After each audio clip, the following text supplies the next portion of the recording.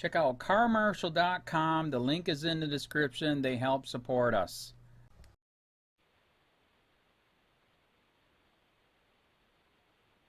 I'd like to welcome everyone to the weekly We the People in Assembly meeting conference call. It's an open call. We are of like mind, working towards reestablishing our government centered under our constitutions, both the state and the national constitution. We have some very simple rules. If you want to speak, say, may I? Once you're recognized, please get to your point as quickly as possible. If you want to fork the conversation in a different direction, give us a little context about what we're going to be talking about.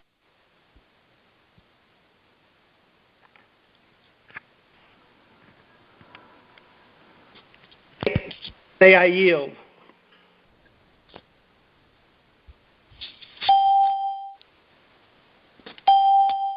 Okay, let me just check one thing. March 21st, 2018, in case I forgot to mention the date. Simple rules, everybody's welcome, and especially we welcome our public servants if they would like to learn anything about the Constitution and the founding of the country, etc. I'd like to start out with a little bit of an overview of some of the observations I've made this week of news, and a lot of this you cannot find in the mainstream media, but there are multiple sources for reports. We are getting breadcrumbs from a source called QAnon, and these intel hints are not confidential because there's no real clarity in them, but they are asking mostly questions, and once you do the research, you can usually figure out what's going on. And hopefully some of you are following this and tracking it and tracking the decode of these intel breadcrumbs. It's enlightening us quite a bit as to what's going on relative to the operation to take back the country from the deep state, reestablish lawful constitutional government. Those of you that watched President Trump in his inauguration speech may remember him saying that I'm here to give the power back to the people.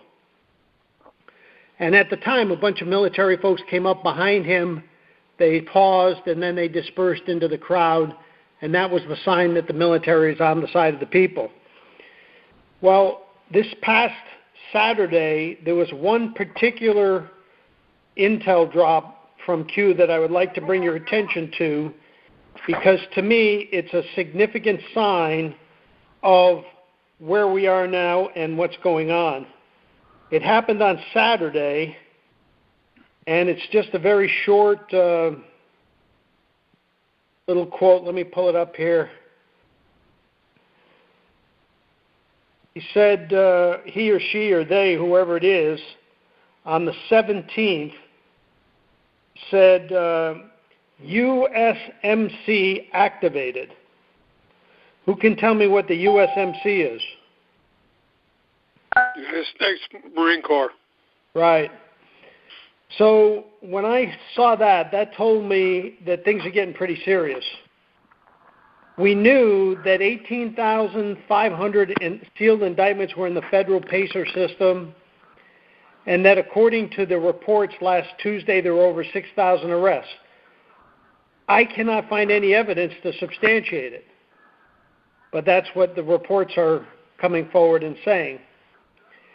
And because the operations now are mostly at the surface level, not underground and not in the space, because they're at the surface level, they cannot tip their hand as to what they're doing, because we know that the cabal has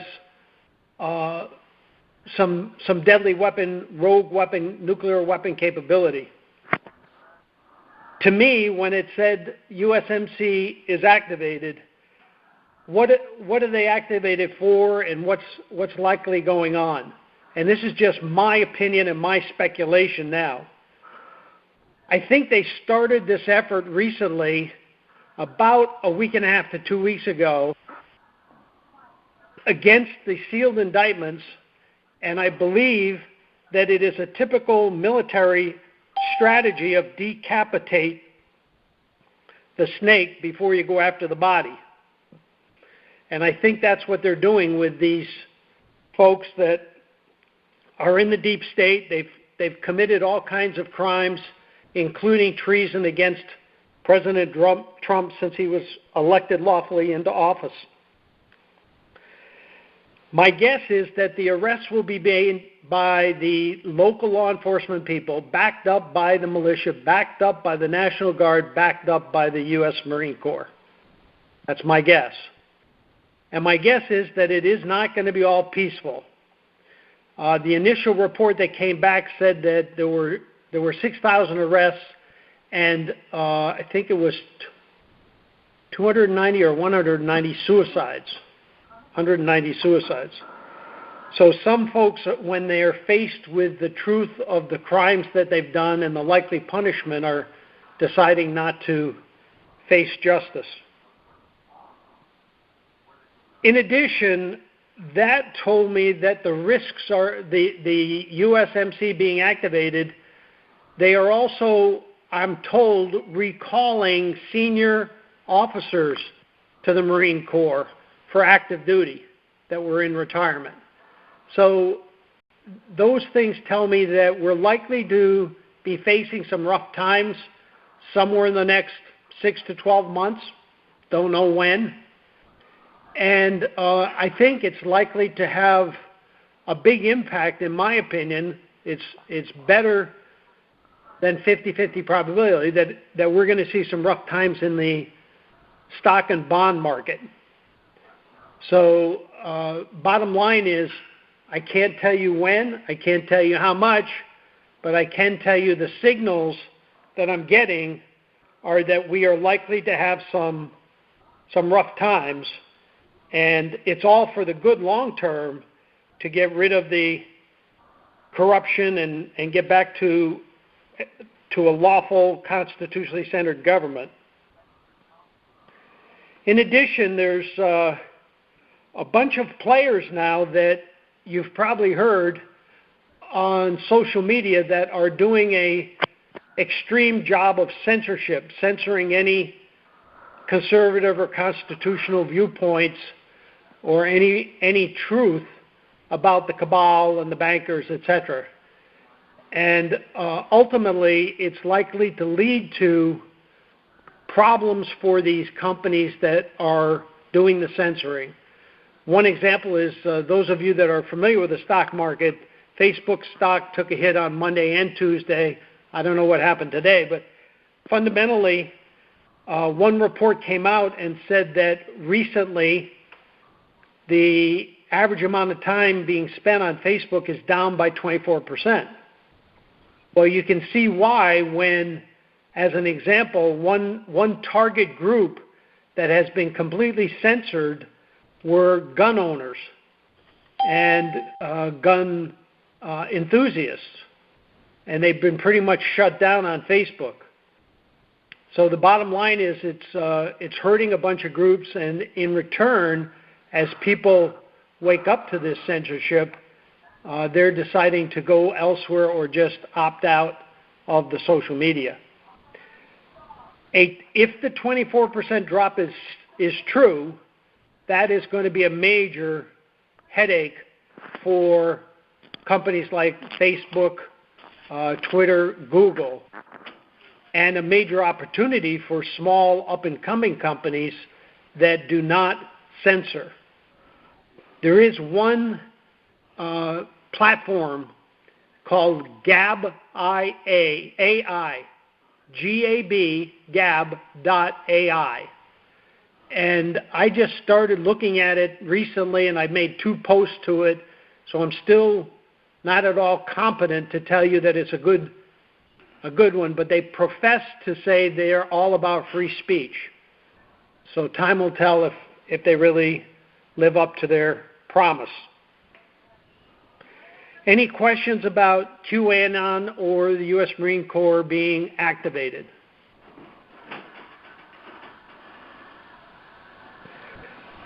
Does anyone have any evidence or any friends or relatives that have been recalled to active duty from retirement?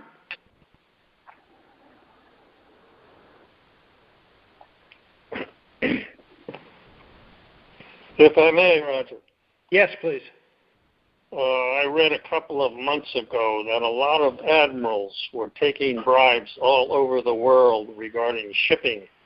I don't know the details otherwise, but they might have to arrest a fair number of high-level military people. That's why they're calling up retiree guys, which are pretty young sometimes, 45 years old. So. Yep. Yeah, I heard that the number was not an encouraging number. It was something like 60 or 70% of the top brass in the Navy did not have clean hands. I am going to be with 3 congressmen Friday in Fayetteville to review the health of the VA and being able to go outside of that. So it's going to be interesting. 2 North Carolina congressmen and, 2 North Carolina, 4 congressmen. One from Florida, Dunn, I think his name's Dunn, and a congressman from Florida. So we hope to have a lot of people there. This is sponsored by Concerned Veterans for America, American for Prosperity. I think the Republican Party in Cumberland County, where Fayetteville is, or Fort Bragg is. So. And just briefly, 1 or 2 sentences, what's going to go on at the event? Mainly to talk about, what do they call that? The legislation that's pending. I think it don't mean it's passed yet, but Trump wrote an executive order on it a couple of months ago that a veteran can go to outside doctors and hospitals if they can't get outside the VA. I got it. Okay. And we're going to complain vociferously. I was with some people today in Fayetteville. We're going to talk very seriously, and I am for sure, about suicide. 22 suicides a day on average, 7 days a week. They've got to do something about that. It's going to be a focal point. I'm going to ask for each congressman to appoint somebody in his office to head up suicide treatment and prevention for veterans. It is really, really bad. Okay, I would like to bring your attention to a couple other comments that QAnon mentioned. He said, traitors everywhere, America for sale, election theft, and they think you are stupid. They think you will follow the stars, meaning the Hollywood actors and actresses. They openly call you sheep and cattle. There will come a time when none of them will be able to walk down the street. Biggest fear, public awakening. So it's really been a battle between the good and the evil, and it's a classic historical battle. There's a lot of criminality in some very high offices in our government, and we're watching the problem be addressed by some very good patriots, not unlike the problem that our founders faced when they faced the tyranny that was going on then, and it's not all that much different now. As we know, there's been an awful lot of wealth generated from being in public office, and that's not supposed to be the case. You're supposed to be in the public office as a trustee and fiduciary for the people, and instead, in many, many ways, the politicians and the deep state have figured out ways to leverage things that ultimately are basically treason. You know, selling technology to companies, selling underground uranium resources to foreign companies. It's really pretty bad, pretty evil, but probably the worst is the human trafficking. You can hear President Trump talk about it every day or so, that he's in public giving a speech. He will mention the human trafficking, and I think when the truth comes out, we will all be in a bit of a shock. Okay, then I would recommend anybody interested to make sure you're on Anna von Rietz's email list. I don't understand where a lot of her information is coming from, and I cannot validate it, but if it's true, it's very, very insightful. And I sent out, after the invitation tonight, I sent out to everybody an email she sent out about banking. And her main point is that if you're in a debt-based system and you owe somebody, say, $5,000, you owe them less than zero. It's negative because it's debt. So at the end of the day, she makes an argument that if you're a banker today, you should be willing to forgive the debt. And if you do that, then the debt turns into credit, and people will have the ability to build out the infrastructure and solve the problems that our country faces. Now, that's my best explanation of what she's saying, but I must admit I still don't fully understand how you throw the switch and go from a debt-based system to a substance-based system, and what it means to our day-to-day lives and even our assets, our balance sheets. So at the end of the day, if anybody can figure it out, please give me a call or send me an email, and let's have a discussion and see what we can do to put together the likely steps in front of us as we migrate from a debt-based system to a substance-based system. I'm reasonably confident that is going to happen because, as you know, the debt that the Government Services Corporation owes is approaching, I think, $21 trillion. And history says that at all times it's just a matter of time before a fiat currency implodes and becomes worthless. So fundamentally we're facing that, and the question is, okay, how is a transition going to be managed in order to have minimum negative consequences on the people and the economy? Any questions or comments about transitioning the banking system over to a substance-based system, meaning, as you know, in the Constitution it specifies only gold or silver coin, and the last time I knew, the silver dollar is the official currency at 1 ounce of 0.99939 pure silver. And today that's worth, I think at retail, it costs about $20 or $22. So what that would mean is if you went walking into Walmart and you looked at the price stickers, anything that costs $20, you would probably be able to buy with $1 silver dollar. But my question really has to do with, okay, how would we transition to that? What happens to people's balances in their checking account, in their savings account? What happens to the prices on the stock market, etc.? Historically, when this has happened in my lifetime, it happened when I was very young in France. So I didn't witness it, but I read about it. And the folks in France went to sleep one night, and the next day they woke up and there was a new franc, and the new franc was worth 10 of the old francs. And the same thing happened in Brazil. The new real was worth 10 or 20 of the old real. So most likely something like that would happen, where a $1 Federal Reserve note would be worth about, you'd need 20 of them to get $1 silver dollar, roughly. Any comments about the economy or the banking system? Questions, comments? If I may. Yes. Gold moved up over $20 today, and silver, I think, 13 cents. Yeah, silver was very strong, but I've been watching silver for about a year and a half now, thinking that as we got closer to instability, there would be a significant increase in demand for hard assets, gold and silver.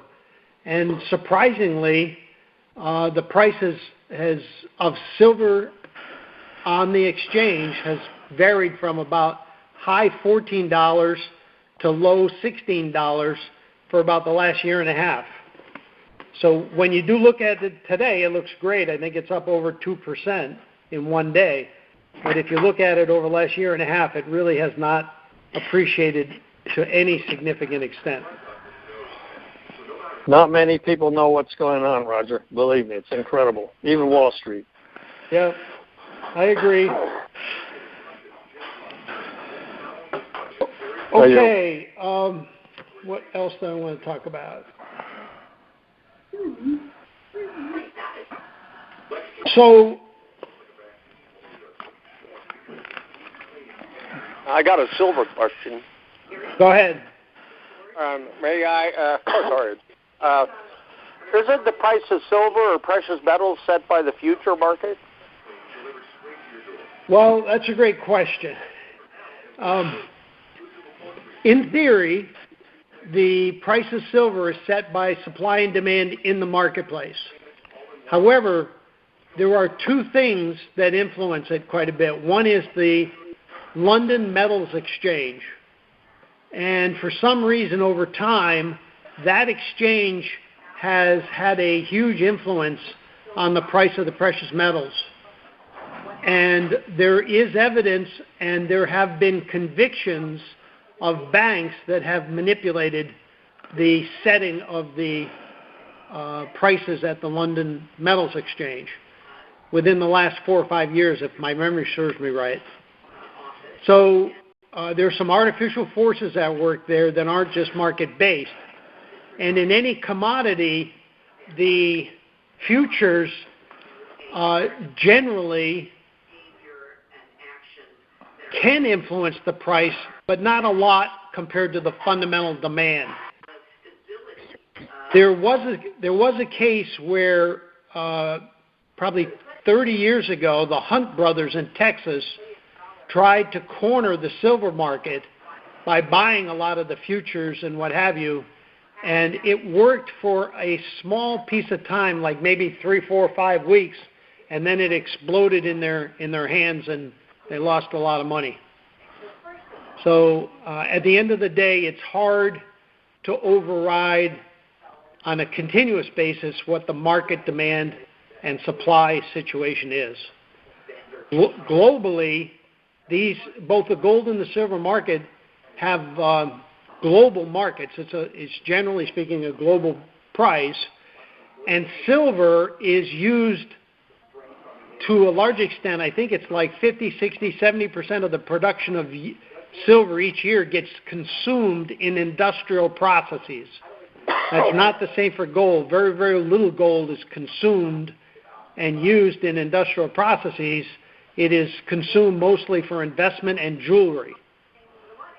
So it's very different than silver. So what's my point? My point is the world price of silver is likely to be much steadier because there's just ongoing demand every day by industry, versus the gold price is likely to be a bit more volatile. It tends to rise in anticipation of the holiday buying, especially in India, of gold jewelry. They tend to not only buy it for jewelry purposes, but they buy it for investment purposes also.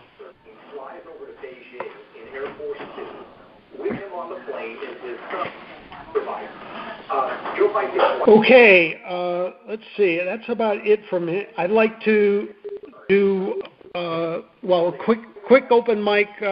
Before we do open mic, Steve Nolte, who's in jail in Colorado, who was a grand jury administrator, did get moved to a new pod and a much better pod. And instead of having to face one fight a day, he was loaned a book by one of his new jailmates. So much better situation for him. Terry's appeal is still pending. We're expecting to hear sometime, I think it was between 30 and 60 or 90 days after the session. If I may. Yes. I have Steve Nolte's address. I'm writing him a letter. If somebody wants, I'll send it to you, Roger. Okay, and you would like his address? I have it. Okay. And he's still in the same jail, I assume. He's just in a different pod. Right. But when did you get the address? Is it recent? Yeah, I just got it a week and a half, 2 weeks ago, yes. Yeah, should be good. There is another gentleman named Gary Crossley in New Mexico who is sending him mail pretty regularly. Yeah, that's where I got it from Gary. He's on our veterans call Sunday night. I know Gary quite well. And then the second thing is Mickey can connect with him on email. She's the only one that I think has an email connection to Nolte. So if you'd like to, you could send, if you needed to get it to him urgently, you could send an email to Mickey and ask her to get it to him. Thank you. You're welcome.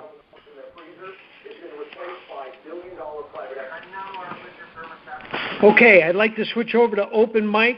Any subject is fair game as long as it's relevant to the mission of this call, reestablishing constitutional government.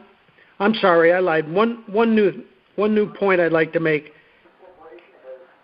In my studies of the founding of the country and the founding documents, I have spent most of my time on two documents, the Declaration of Independence and the Constitution. But there are two other documents that are referred to as our natural law, or I forgot what the term is, damn it. Fundamental law. Organic? I'm sorry? Organic? Organic, thank you. Organic law. That is the Articles of Confederation and the Northwest Ordinance. And I've recently done a little bit of digging and talked with a few folks who have really studied this, and I've learned two little nuggets. Number one, that the Constitution itself is really an amendment for the Articles of Confederation. And that I'm verifying now with a research effort, which I hope to be able to report to you next week or the week after. But I knew that the representatives to the Constitutional Convention were only authorized to amend the Articles of Confederation, but I was wrongly of the opinion that they put the Articles of Confederation on the shelf and just came up with a brand new document.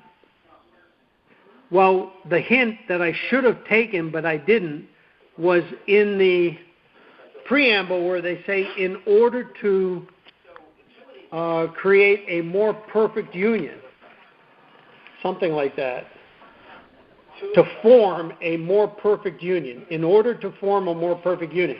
Well, first of all, if something's perfect, how can you make it more perfect? Anybody?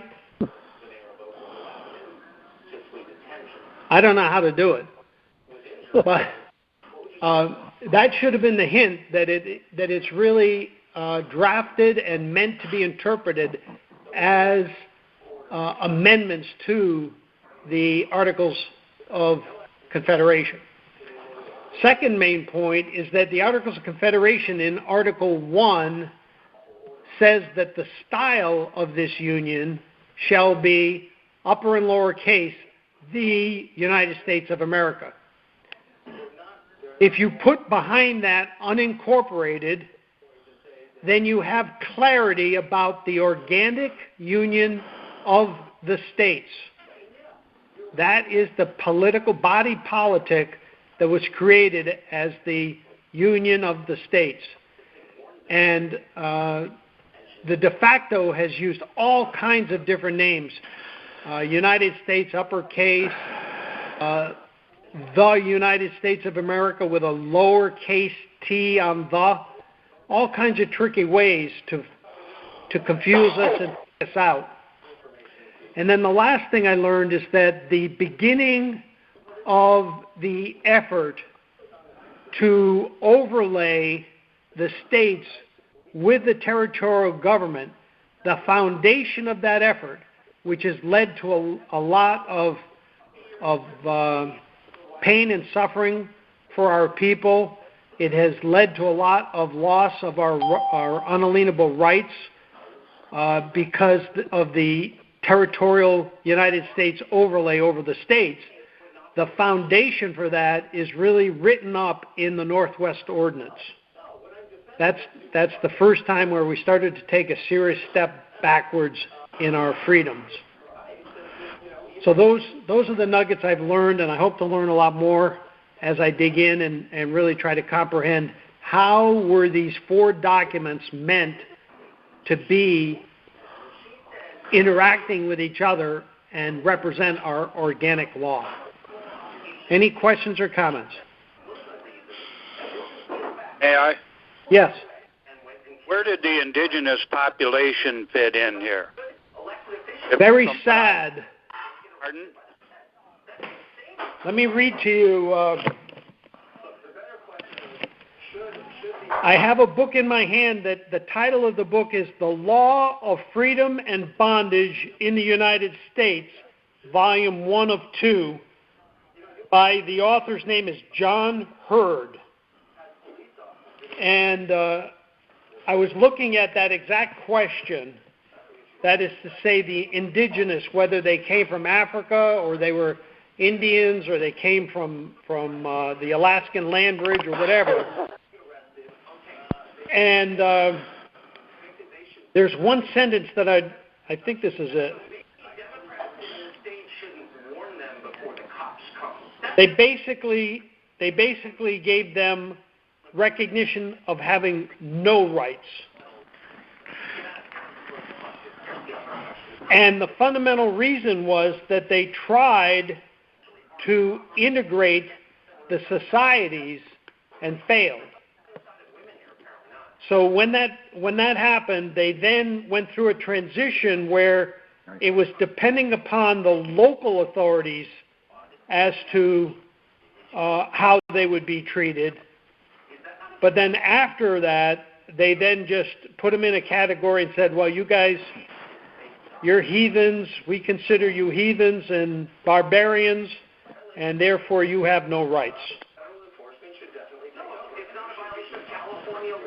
So, under that theory, it would be to the victor goes the spoils, and might makes right, and therefore the fact that we've been made subjects of the bar mafia and that is perfectly legitimate under that reasoning. I mean, you know, maybe I would have to agree with you. Yeah. It's a very sad commentary on how evil humans can treat other humans. Well, I'd like to, may I continue? Or? Yes. All right. I don't know if anybody's ever heard of a show on True TV. It's called Adam Ruins Everything. And last night he did an expose on the real George Washington. Wow. Unbelievable. They conscripted people into military service.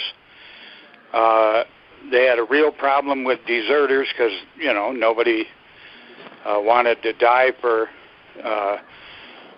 the right to pay taxes to this new government, I guess. And he literally they captured like 200 or more deserters, and he had them executed by firing squad. Oh, you got it. You go on AdamRuinsEverything.com. George Washington, give me liberty or give me the truth. It's unbelievable how they put together, and it makes sense when you contemplate the real reason for the revolutionary. I call it a scam.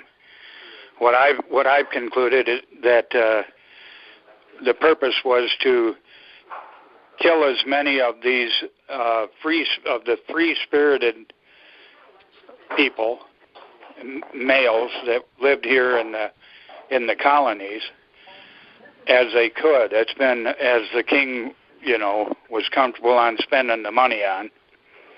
It's my understanding the average age of a revolutionary soldier, but then this Adam guy doesn't mention that, was from the ages of 15 to 17.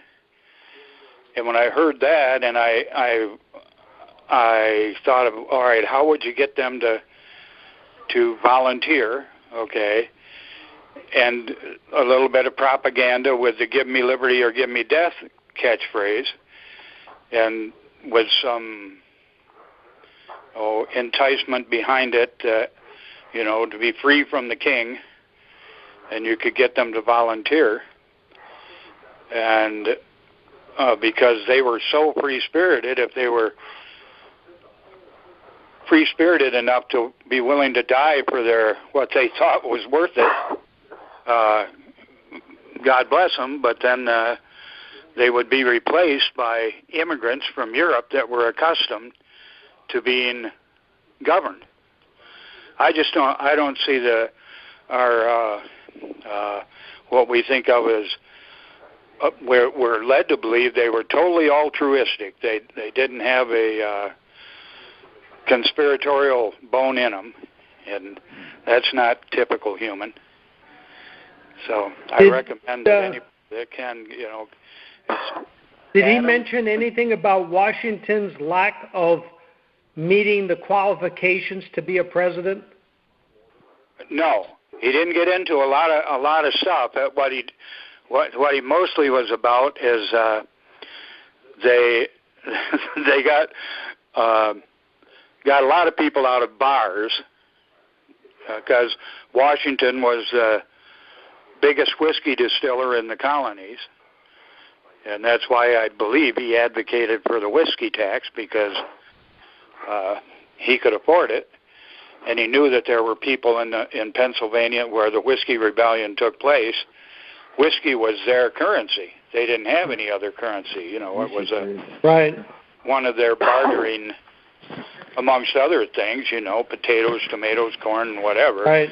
They didn't have any gold and silver to trade. Yeah, so one of the things I just learned recently is that there are 2 requirements in the Constitution for someone to meet to be president. You must be a natural born, and you must have been in residence here in the United States for 14 years. And when Washington stepped into the office, he did not meet either requirement. He missed the 14 years by 16 months.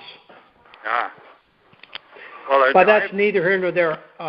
Thanks very much for that reference. I'll take a look at that.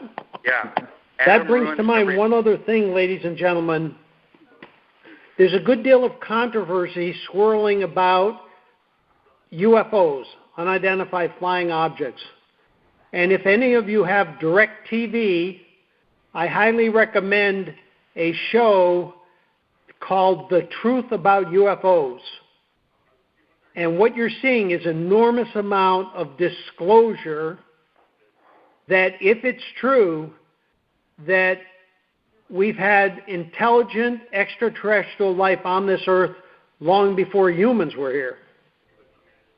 And it really, the cover-up that our government has imposed is very different and preventing us from understanding the truth, versus in Russia and in China, it's much more common knowledge about UFOs and intelligent extraterrestrials. So that's available on the Science Channel on cable or DirecTV, and it is the title is The Truth About UFOs. And this is part of the effort of disclosure which has a long way to go because we've been badly deceived about the history of our planet and the history of our species and the history of our government. And we've got a lot, all of us have a lot to learn. Okay, open mic. Any subject relevant to reestablishing constitutional government? Well, may I? Yes. On the UFO things, it's either on the History Channel or the Discovery Channel. They often have a show, it's called Ancient Aliens. You want to hear where they go into some pretty conclusive evidence that one of the alien species was called the Anunnaki. I won't get into it, but yeah, I mean, it's pretty, written documentation by the yes, Navajo Indians or whatever, and all that, the sky people, and yeah, there's some. The Ancient Aliens, I've watched it, and I would recommend it to people too. It's very educational and very convincing. I wouldn't say 100% convincing, but it's based on the evidence. It's very, very hard to dismiss that there weren't quite a few intelligent ETs visiting the Earth over time.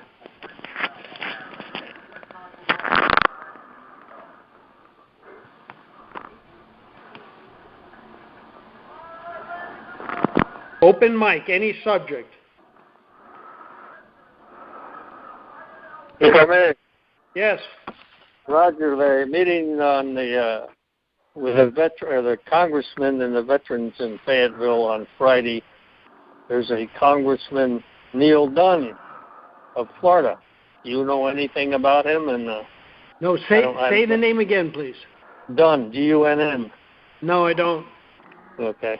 He's going to be with us. He's on the Veterans Committee, the chairman of the House of Representatives Veterans Affairs Committee. Phil Rowe from Tennessee will be with us, and Congressman Neil Dunn, who's on that committee, and Richard Hudson from North Carolina, and Congressman Pettinger. Their districts are involved in Fort Bragg, so should have an interesting meeting. And it's a town hall type of thing to find out what's needed and what's going on for treatment of veterans and military. The state of North Carolina, strictly. I yield. Good luck with it. If you could, just give us a summary report. We'd appreciate it. Okay. Russ, have you heard anything about how the Vets for Child Rescue is working out?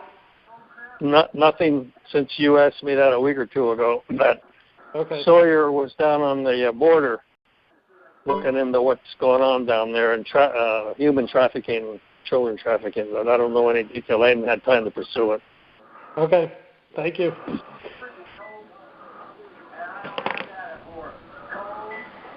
Anybody, questions or comments? Roger, if I may. Yes. Bob? Oh, okay, I go first. Congressman Neil Dunn's my congressman up here. I would say kind of mixed reviews generally overall. Do you know him? Do you know your name? I drop names once in a while. I doubt it. Most of the others have, but I just really never got that involved with him. I got kind of frustrated with all the congressmen and congresswomen, so I've kind of backed out of that for a while. So he's northern Florida to the Georgia border over towards Jacksonville? He's, primarily in the Panhandle, the eastern part of the Panhandle. Okay. Thank you. You're welcome. Roger, if I may. Yes. This is Glenn, and last Tuesday was the last of the Constitutional Revision Committee. Over 1,200 people showed up, and as you well know, Roger, we've been to a few of those. Could you speak up a little, Glenn, please? Okay. How's that? Any better? Yep. Okay. So we had over 1,200 people show up, and more than half spoke. I was there for 11 hours before I had an opportunity to speak for 2 minutes. And as you well know, you and I went to several in the past, and I've never seen it these many people. I mean, it's wall to wall. In any event, what a travesty. I mean, these are 37 people that are appointed. There's no citizen input. I mean, there's citizen input. There's no citizens on the board. And it's going to be interesting to see what these 37 members are going to come down to. They had about 30 of them that they were looking at. And unfortunately, the constitutional amendment on shared parenting did not make the cut. So I penciled it in and put it on there myself for them. And Mr. Baruch was the chair, who is undeserving of that position, in my humble opinion. And of course, they're meeting this week behind closed doors to see which ones are going to go on the Constitution. But I see very little input. I see a lot of input, a lot of public input, but I see very little listening from these members. I mean, this was the 5th time I was there singing the same song, and they just turned a deaf ear. So, and I think that worked out that way most of it. The 2 big issues there that day were, believe it or not, were the dogs being phased out for the greyhound racing, and then a very strong showing, from the shootings, a lot of anti-gun people. So, if we would have had 1,200 at the previous 6 meetings, they might have listened. But it'll be interesting to see where that goes. So, Glenn, is it possible to download a list of the ones that they now are in the serious consideration? Well, I'm just picking up what is on their official press release of the CRC. I did hear on the news today that a serious consideration is the term limits for school board members to be in line with the rest of the political arena. So we'll see where that goes. And I'm sure there's going to be something on assault weapons, and we'll see what else goes on there. But I just I don't put a lot of faith in that committee. Just on the people that were on there. I agree. You got attorneys on there. You've got politicians on there. Right. All the people we don't want on that board. Right. Yeah. Thank you, Roger. Thank you. Ladies and gentlemen, I'd like to read to you a one and a half paragraph report that came out midweek. It came out Saturday. And this is one of the intel reports that come out periodically, like once or twice a week. And this one came out Saturday, the 17th. Today's intel is one of preparation as a gigantic operation is ready to deploy on the streets of America. A temporary martial law will be declared that will last 30 to 90 days as the military and enforcement agencies arrest up to 1,300,000 treasonous individuals who were trying to steal our country from us. The 800 FEMA camps and extra prison space will be utilized. Military tribunals will be held, and some will be executed. We are taking our country back and dealing with tyranny like our forefathers did at great expense. America is now the longest-lasting country that respects the freedoms of the individual and demands respect of officials of the Constitution. The game is ending for the Bush family, the Clintons, Obama, Pelosi, Schumer, and a whole host of corporations that will be shut down during this corrective exercise. It could be by this month's end. Stay out of the military's way and enjoy the popcorn and movies while your country is being cleaned up. Where can you find that? This report was circulated by a guy here in Florida who I don't know exactly how he gets plugged into the intel networks, other than I know his father was a high-ranking military intel guy. So I can send a copy to you, and you could ask to get on his email list. And I'm not proposing that this is 100% true and positive, but in terms of the general direction and the general sense of things, it's historically been pretty good. Would you send a copy to Russ, Roger? I'll send one out to everybody. Okay, thank you. This all fits in with everything I've been reading. It's wonderful. And military, I learned about Benghazi 1 month after it happened from military people on the internet. They know what's going on. Well, and for those of you that don't know, the military learned of the treason in our chain of command during the Korean War. We were fighting under the UN flag, and they would build up their battle plans, send them up the chain of command. They were approved, and then when they executed their battle plans, they would be ambushed. So they figured out someone in the chain of command was actually performing treason and working against the best interest of America. It took them about 15 to 20 years to map the system.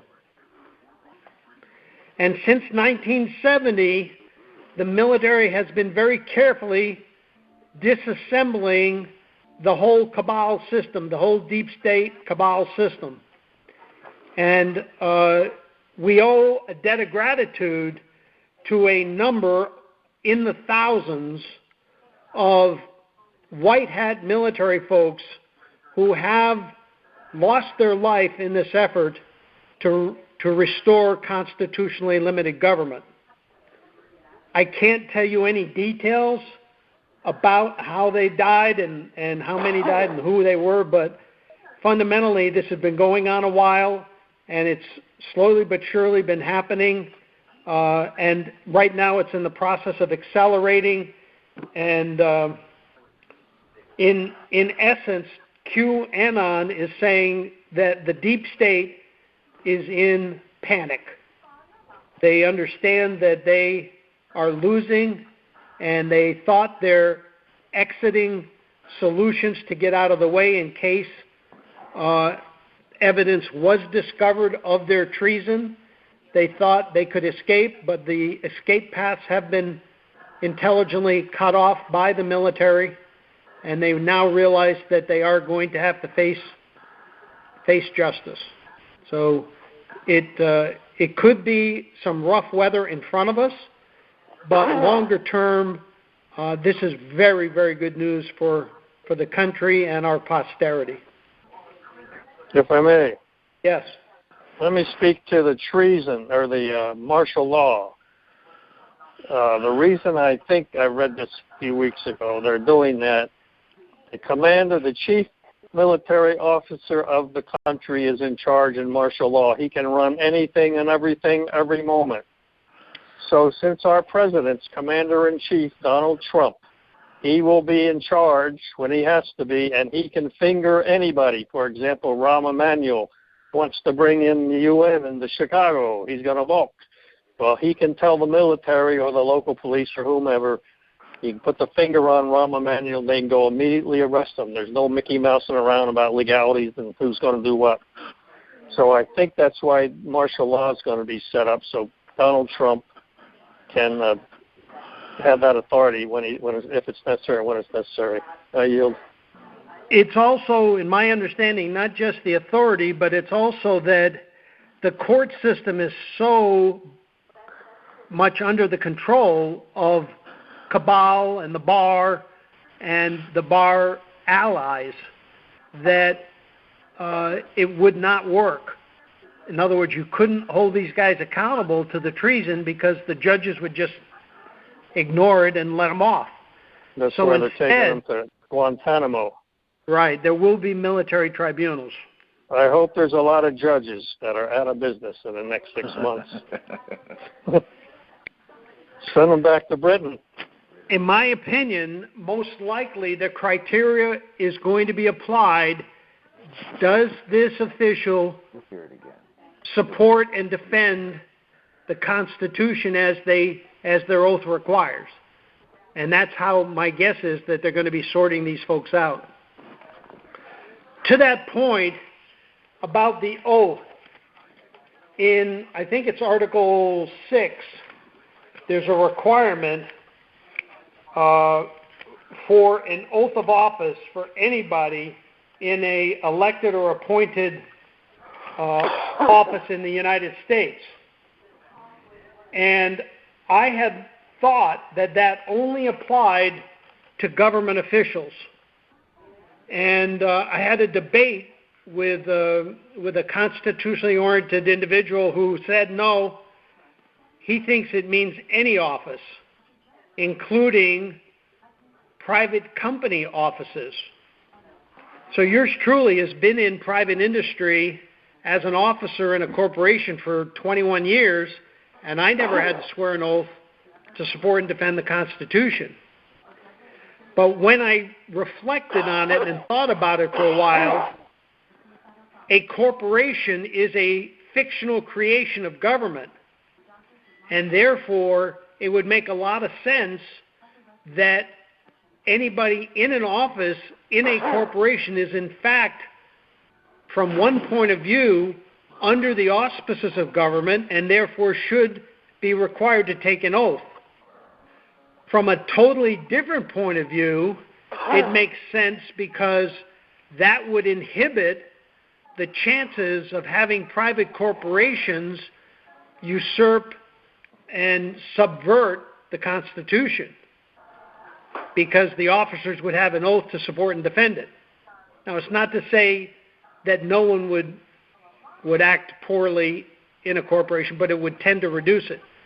So the more I think about how the founders intended the system to work, the more I think that corporate officials are, by the supreme law of the land, required to take an oath to support and defend the Constitution. Any comments on that? May I? Yes. When I was in the Marine Corps, I took it from the recruiter, and when I got sworn on stage as a promotion to get more people to join up to the military, I had to take it again. By the time I got in boot camp, it was the 5th time. So you're correct on the way you're reasoning it out, you know? Yep. Okay. Thank you. All right. Last call. It's 8:30. Last call for open mic, any subject.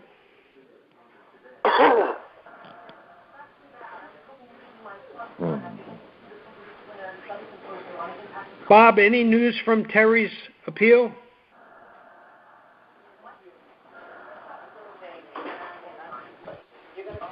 No news. No news. You know, expect, they said 60 days to get something, but I just feel pretty confident, from the questioning that he'll get a reversal. But I did learn, we talked about the difference between a reversal and a what? Acquittal? Acquittal, not acquittal. Mistrial. Yeah, but a reversal occurs only from the appeals court. Instead of a mistrial only occurs in the minor court. And so the reversal, there is no such thing as a mistrial from the appeals court. I see. So did I hear you say that you are reasonably confident or think that the probability is reasonably good that there will be a reversal? Yes. Very good. Based upon, I don't know how many of you got an opportunity to look at that video. But, you know, I think you would agree with me after you looked at it. Okay, thank you. Okay, thank you very much, ladies and gentlemen. Appreciate your support. Look forward to talking with you next week, and have a great night. Thanks again. County, this is Charlotte County COPWATCH, and I wanted to explain what fair use is. You can use pieces of news articles if you're doing it for news reporting, you have commentary, and you're doing it for education purposes. So that's what fair use is, as you can see right here. Another reason why I wanted to make this video is to let you know I have just joined with Patreon. A nice thing with Patreon, I make no money on YouTube. They took the money away years ago, and so this is another way to give, and it's a nice thing too, because you can give monthly. You can give $1, $5, $10, whatever. I do 4 to 5 hours a day on trying to wake the sheep up on how corrupt it is and different ways that you can fight the corruption. So Patreon is a way that you can do it, and then of course the old way is still there. Donate to Charlotte County COPWATCH with PayPal or credit card. So keep that in mind. 4 to 5 hours a day. I make no money, but the corruption happened to me and I'm sick of it, so I'm trying to wake people up. But my wife would love it if if we could get some help out there. There's 47,000 subscribers. Just think if each one of you subscribers just gave let's say actually yes, $1 a month. 47,000 subscribers gave $1 a month. That would be awesome. That's not going to happen. But anyways, that would be great if it did happen. But you know, do the math in your head. Just think about it. Like I said, 4 to 5 hours a day. I get no money from YouTube. YouTube has gone nuts. You can't do anything anymore. They're taking the money away everywhere. So these are a couple different ways that you can still help out with all this time that I put in. And as you know, I'm in a special situation where, you know, at least I can do it. You know, 4 to 5 hours a day. We have a cleaning company during the day. That's what allows me to do this, and we're debt free. So this is my hobby. I don't go fishing and all that other crap. I try to save the world.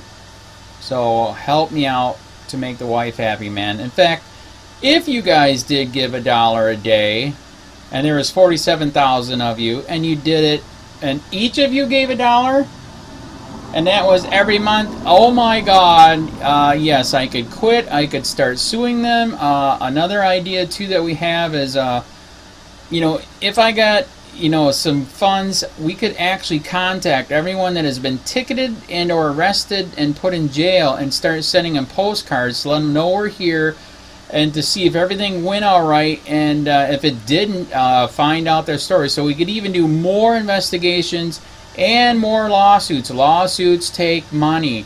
So just think about that. You know, 47,000 of you so far right now. You know, $1 a day. I mean, $1 a month on Patreon, or $5 a month on Patreon, 10, 20, whatever. Just do the math in your head. Help out. This is a lot of work every single day. Thanks.